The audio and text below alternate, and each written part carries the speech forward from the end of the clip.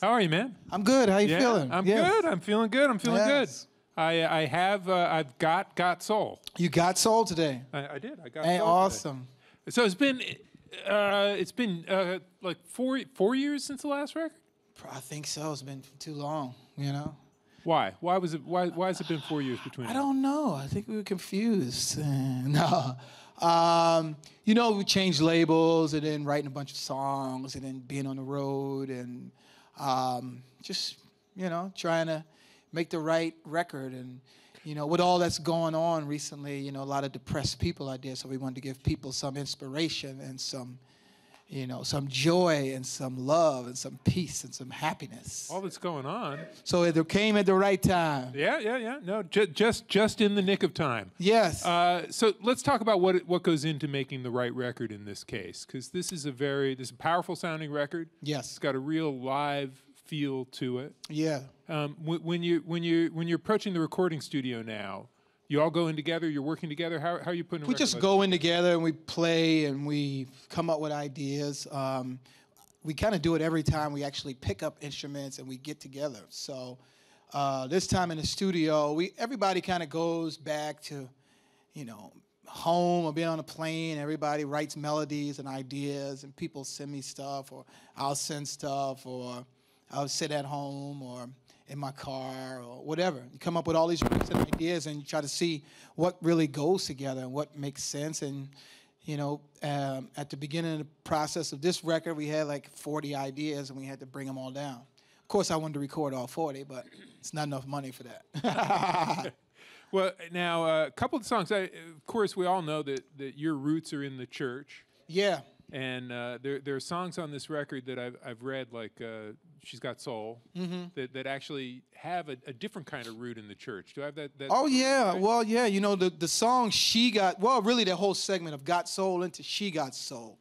It actually, I took that idea from being at a church service and and it was like Mother's Day, and the preacher seen all the mothers dressed up in their fancy hats, and it was Mother's Day. You know, everybody's sassy Mother's Day, you know, and he's like, oh, you know, thank God for the women that gave birth to us sorry men in here. And they look like they got a bunch of extra soul today. And he goes, she got soul, you know. And I'm like, I can do something with that.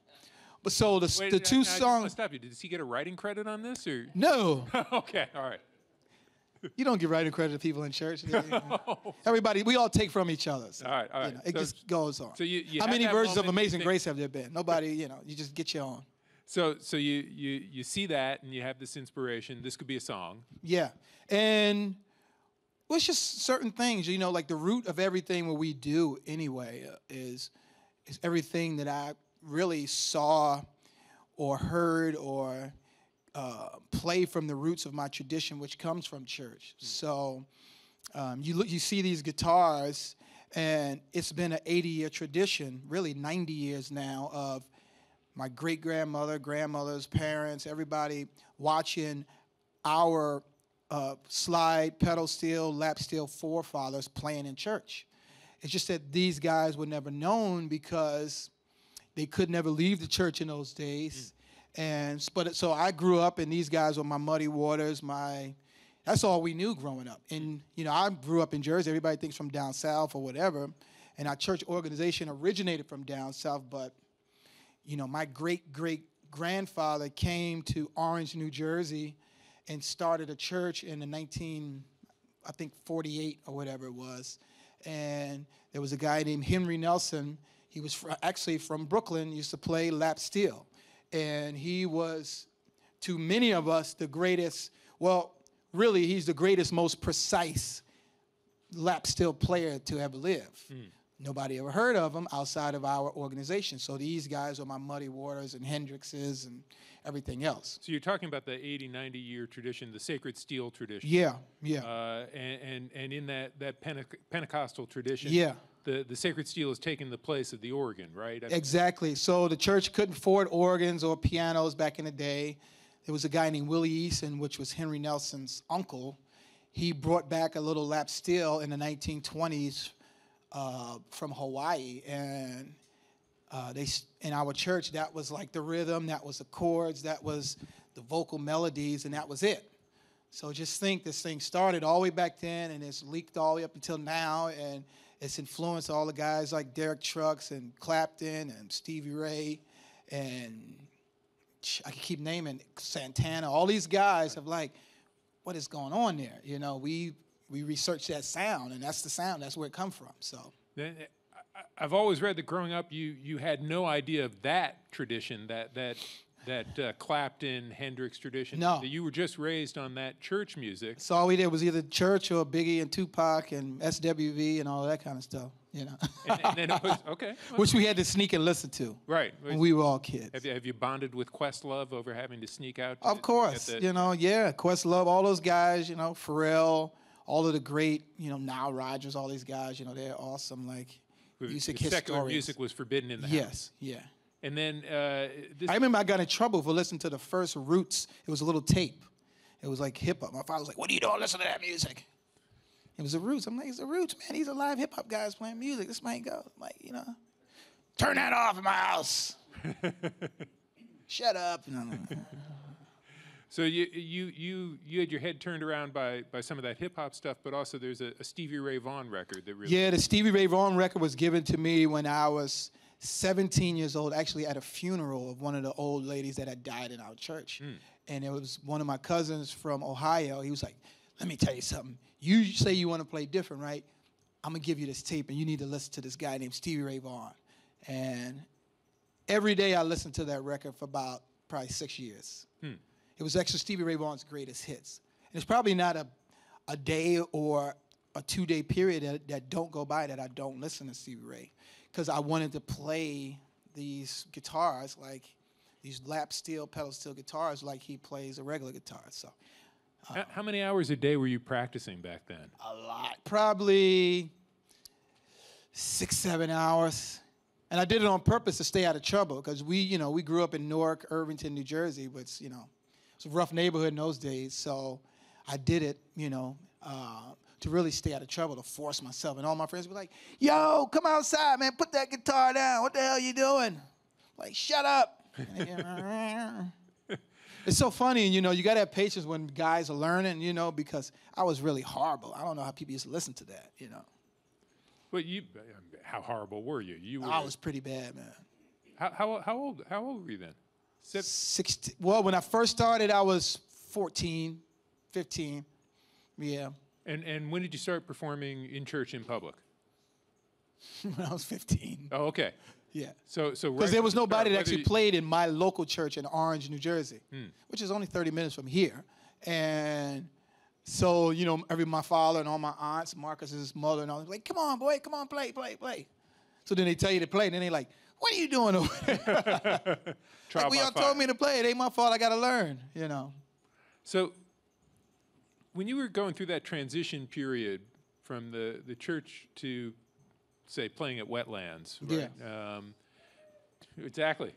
We remember, not too far from here, your first record was recorded there live, I believe. Yeah, uh-huh. And did you have that feeling, because that jam band community, it's a very different kind of worship, Yeah. right? You're going from ministering from one crowd to another. Well, right? that was the thing, man. Like because we really, the Sacred Steel, the first Sacred Steel convention, which was this guy named Bob Stone who discovered our church music down at a church in Florida.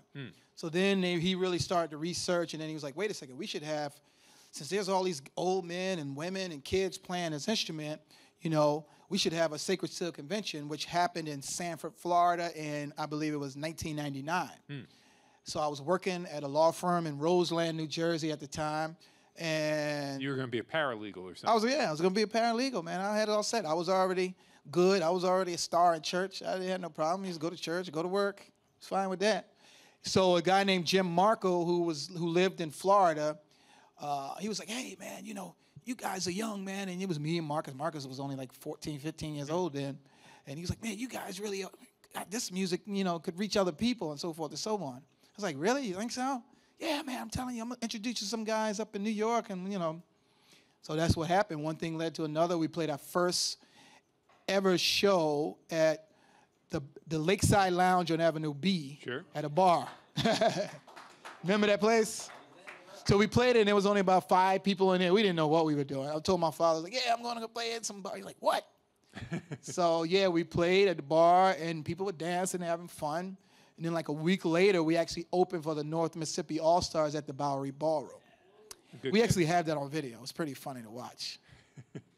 Well, I want to flash forward to the new album. Just Yes. ask you a few more questions about that, then we're going to take some questions from the audience. Yeah. But, you know, it's interesting. We talk about this church background. Yeah. And then when I'm listening to this record, you've got a cover of Sam and Dave, I Thank You. Yeah. Which it's kind of the context of listening to you play it. I was like, well, you know what? I've never thought of that as a praise song or worship song, but you could look at it that way. Well, you know, you got to realize so many African-American music artists all came from the church. So whenever we hear Sam and Dave song, most of those songs were actually a different part of a different church song anyway. You know, I think whether it's Sam and Dave, really all of the Stax people, Sly and the Family Stone, you know, I could keep naming, you know, Motown, a lot of that stuff, all that stuff really was happening at the same time. Blues, church, blues. It's so funny because in the movie Color Purple with Oprah Winfrey, she actually got the scene right where it was church and then the juke joint all happened at the same time and you could actually hear each other. So, right. But it's the same kind of music, you know, and it all crosses each other, you know. Working with a guy named T-Bone Burnett who really researched music, you know, he helped me sort of kind of get re-engaged in that whole thing. Because sometimes, you know, you make music and then somebody's just, hey, man, maybe you should go write with this pop guy, this guy, that, you know, something. And you're like, get over there, like, hey, man, you know, her eyes are blue and this guy is cool. And you're like, man, this ain't it, bro. I mean, that's for somebody else. I like that thing too, you know. Okay. I like John Legend and all, you know, but I can't do what he does. That's a John Legend. Can't do what John Mayer do. That's a John Mayer, you know. You know, let him write the love songs. you talked a little bit about the times we're in, making this record with that in mind. There's a song on here called "Be the Change." Be the Change, yes. Which is a quote usually attributed to Gandhi, right? Who said that? Well, not Gandhi. Well, no. In fact, he didn't. Although it's usually attributed. No. Well, you know a funny story about "Be the Change." I was in Nashville writing a song with this guy, and it's funny how we automatically just start talking about politics, and we started arguing. And it's funny, out came this song. We didn't agree on politics, but we just wrote this song. And we was like, all right, this is actually what we all need to do. Everybody need to look at each other and realize we can be the change, each other. We can reach out, touch each other, spread our love and our joy, and look at ourselves and become change within ourselves. All right. Well, we got time for some questions from the audience. Questions. I love questions. Oh, here we go. Is this thing on? Okay. It's on. Hey, thanks for being here, first of all. Thank you.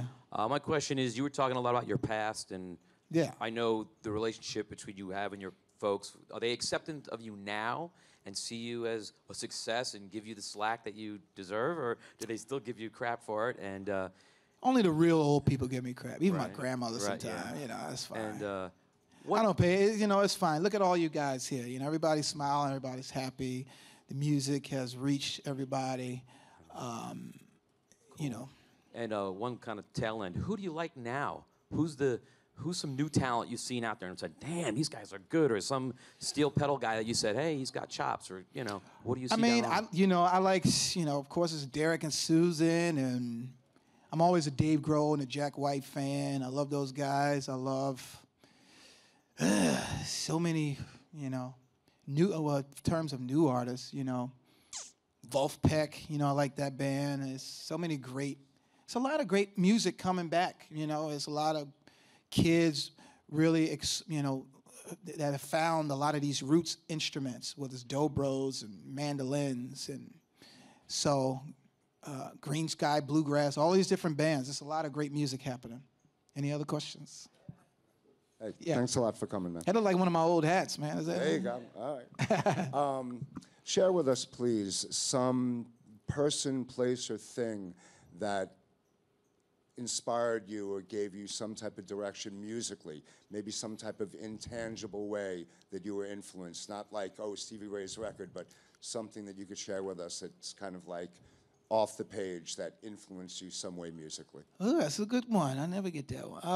Something. I would say. I don't know, man. The neighborhood I grew up in. Actually, you know what? The Last Waltz movie. When that came out, that was like, what? You know? Okay. So the Last Waltz DVD when that came out. Well, let's go back to the neighborhood for 1 second. What about that neighborhood? It was just, we lived right now. If you go there, it's 2 murders a week and all that kind of stuff. It's where we grew up. That's why I'm really committed to kind of helping those kids, through music and arts. It's just, I don't want to get all political, but that's just one of those things that's less fortunate about the country we live in. A lot of educational pieces, music and arts have all been taken away from our inner city kids, and these are just kids. It was all us. Listen, all of us in this band, we were probably some of the worst kids that you wanted to have in your school. Now we sitting with all the congressmen and senators and presidents and kings and queens, and they asking me for an answer. I'm like, well, I got the damn answer. You gonna fix the Knicks as well, or? Oh yes, Trey Carmelo, he's gone. We got time for one more. We'll beat him down so he waive his no trade clause. We got time for one more question. Got one more? There we go. Yes, thank you for coming. Yes, sir. Thank you. I just had a question about the formation of the Word. Who did you meet first, and kind of how did that come to light? Matt, the Word came about from the North Mississippi All-Stars and John Medeski together when the Sacred Steel tradition, they had made a live record of like kind of all these different recordings from our church services. So that first one came out, and guys like Eric Clapton, all those guys had found this DVD of this music, this sound coming from that. So the North Mississippi All-Stars, all at the same time, to where I went down to the first Sacred Steel convention. They were getting together with John Medeski to record a tribute to the Sacred Steel music. And then they heard that this young guy from New Jersey, Robert Randolph, was, hey, this guy's going to leave the church. Let's get him. He's young. He doesn't care. That's really what it was. And they found that I lived close. So right at the same time when the Mets, they picked the wrong time. The Mets and the Yankees were in the World Series. And I don't do nothing when the Mets are on, especially a World Series game. They're like, yo, we going to make this record. I'm like, you damn dudes are from down south, man. This is the Mets and the Yankees, World Series, I ain't trying to record no record.